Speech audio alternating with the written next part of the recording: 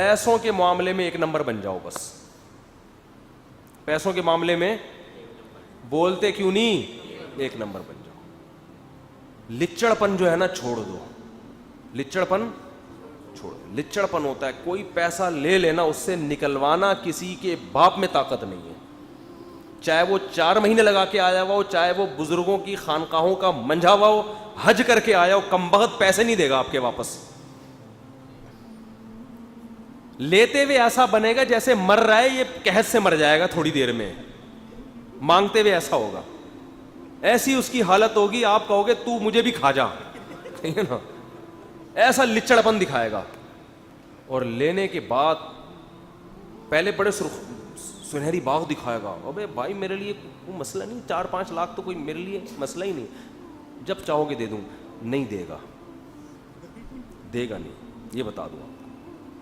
وہ حاجی ہو سکتا ہے, وہ عمرہ کرنے جائے گا, وہ تہجد گزار ہوگا, وہ 27ویں رات پہ رو رو کے کارپٹ کو اتنا بھگو دے گا کہ اب کارپٹ دھونے کی ضرورت نہیں ہے, اتنا روئے گا 27ویں رات کو.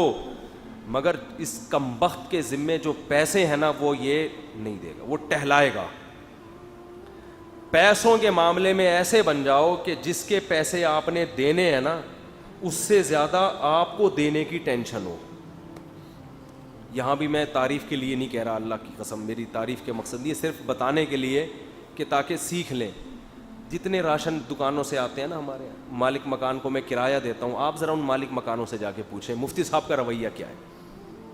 ابھی 3 دن پہلے میں نے راشن والے کو جا کے ڈانٹا ہے کہ یار اللہ کے بندے تمہیں کتنے عرصے سے کہہ رہا ہوں کہ تعویذ بنا کے دے, وہ تعویذ کہتا ہوں میں اس کو پیار سے, بل آتا ہے نا کہ اتنا آٹا اتنے چاول, اور تو وہ پرچی پہ لے کے دیتا تو وہ ایک دم نا اس سے آدمی کو وہ ہونے لگتا ہے, اثر ہوتا ہے نا پرچی کا, سنتے ہی یہ کیا ہو گیا, تو وہ تعویذ ہی ہے نا, گلے میں لٹکانے کی بھی ضرورت نہیں, ہاتھ میں آیا اور آدمی عجیب اوسان خطا ہو گیا, یار یہ کیا ہو گیا, مہنگائی اتنی اسپیڈ سے بڑھ رہی ہے. تو میں اس سے پیار سے اس کو جو بل ہے نا اس کو کیا کہتا ہوں, تعویذ. تو میں اس سے جا جا کے بولتا ہوں بھائی تو تعویذ کیوں نہیں دے رہا, وجہ کیا ہے, ہمیں الحمدللہ اس کو پیسے لینے کی اتنی ٹینشن نہیں ہے جتنی ہمیں دینے کی ہے.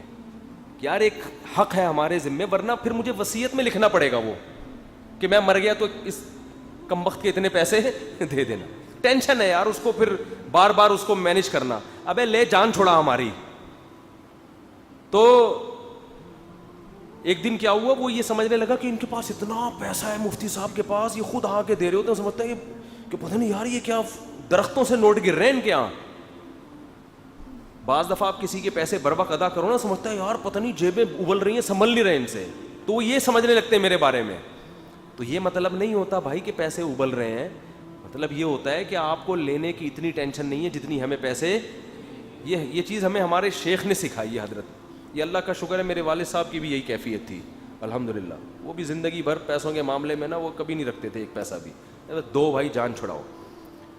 تو یہاں تک بھی ہوتا ہے کہ مجھے تو یہاں تک خیال پیدا ہونے لگا ہے کہ جو چیزیں ابھی میری ہیں دوسروں کی نہیں ہیں, مجھے کبھی کبھی یہ وہم ہو رہا ہے کہ یار پتہ نہیں کب مر جائیں, یہ بھی دے دو ابھی. تو مجھے 1-2 دوستوں نے روکا ہوا ہے, بس کر بھائی, یعنی میرا دل یہ بھی کرتا ہے کہ یار یہ مجھے خیال ہوا کہ میں جو زیادہ پھر پرسنل ذاتی باتیں زیادہ مناسب نہیں ہے نا, پھر گھر والے بھی سن لیں گے, بولیں گے اچھا لاؤ دو جو کہہ رہے تھے نا لاؤ. خیال یہ ہوتا ہے ہلکے پھل کے رہو یار,